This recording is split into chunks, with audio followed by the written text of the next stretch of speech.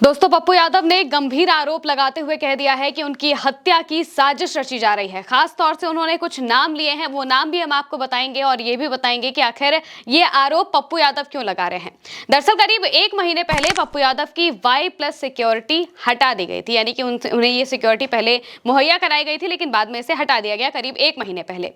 अब पप्पू यादव की तरफ से एक पोस्ट आया है और उस पोस्ट में कहा गया है कि उनकी हत्या की साजिश रची जा रही है और इसी को देखते हुए ही उनकी जो सिक्योरिटी है वो हटाई गई थी। पप्पू यादव अपने पोस्ट में लिखते हैं कि 1 महीना पहले हमें Y+ सुरक्षा दी गई, 1 ही महीना में हटा ली गई। ये साजिश जेडीयू के बिकाऊ कार्यकारी अध्यक्ष संजय झा कर रहे हैं। सम्राट चौधरी को मुख्यमंत्री बनवाने के लिए अपनी पार्टी को बेच दिया है। नीतीश जी के बेटे निशांत जी की सियासी संभावना का सौदा कर सम्राट के लिए सत्ता की सीढ़ी बना रही है। उसे पता है मैं भाजपाई को किसी भी कीमत पर बिहार का मुख्यमंत्री नहीं बनने दूंगा, तो मेरी जान का सौदा कर रहा है। मेरे रहते सीमांचल, कोसी और मिथिला में बीजेपी का बेड़ा गर्क हो जाएगा। इसलिए 2 बड़ा पॉलिटिशियन और 2 बड़ा अफसर मिलकर मेरी मौत का षड्यंत्र रच रहे हैं। ये बहुत बड़ा जो आरोप है ये पप्पू यादव लगा रहे हैं। इन्होंने खास तौर से संजय झा का जिक्र किया है, सम्राट चौधरी का जिक्र किया है और नीतीश कुमार के बेटे निशांत का जिक्र किया है। पप्पू यादव कह रहे हैं कि सम्राट चौधरी को मुख्यमंत्री बनाने के लिए सीढ़ी तैयार की जा रही है और ये सीढ़ी खुद संजय झा तैयार कर रहे हैं, जो कि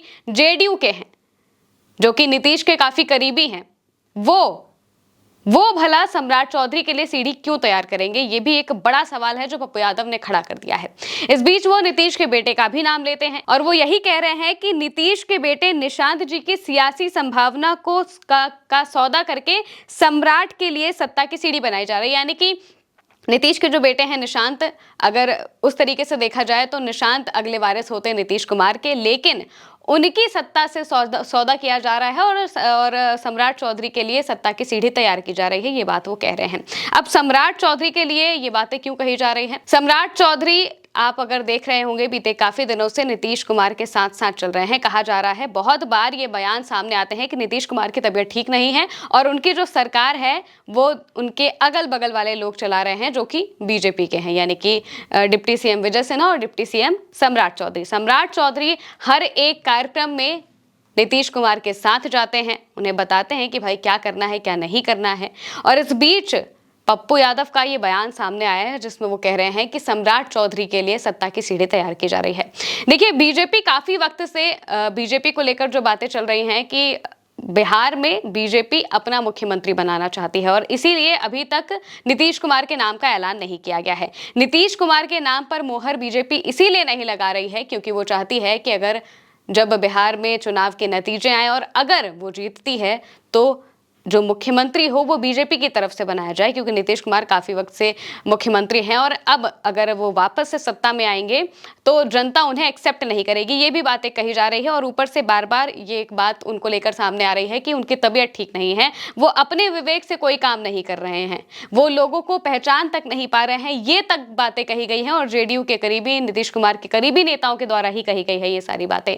और बार बार जो तेजस्वी यादव हैं वो भी इस बात को कह रहे हैं कि हम चाहते हैं कि वो बहुत जल्दी ठीक हो जाएं, उनकी स्थिति हमें लग नहीं रहा है कि वो ठीक है। इस वजह से अब जो पप्पू यादव दावा कर रहे हैं उनका कहना है कि संजय झा जो कि जेडीयू से आते हैं, जेडीयू के प्रदेश अध्यक्ष हैं, वो सम्राट चौधरी के लिए सीढ़ी तैयार करना चाहते हैं और इसके लिए पप्पू यादव को किनारे लगाने की कोशिश की जा रही है, यानी कि उनकी हत्या की साजिश रची जा रही है। इसमें 2 बड़े नेता और 2 बड़े अधिकारियों की बात उन्होंने कही है। बड़े नेताओं में तो उन्होंने सबसे पहले संजय झा का जिक्र किया है, इसके अलावा सम्राट चौधरी का जिक्र किया है। अब ये नहीं पता है कि वो साजिश के लिए क्या इन्हीं को जिम्मेदार ठहरा रहे हैं या फिर कुछ और कर रहे हैं। हालांकि केंद्र में रहने की बात उन्होंने संजय झा को लेकर कही है कि संजय झा इस पूरी साजिश के केंद्र में है, लेकिन इसके अलावा जो नाम वो बता रहे हैं, जो इशारे कर रहे हैं, वो किसे लेकर कर रहे हैं, ये अभी तक सामने नहीं आ पाया है। और पप्पू यादव जिस तरीके से उन्होंने इतना बड़ा आरोप लगाया है, बहुत गंभीर आरोप है, और जिस तरीके से वो बात कर रहे हैं उनसे ऐसा लग रहा है कि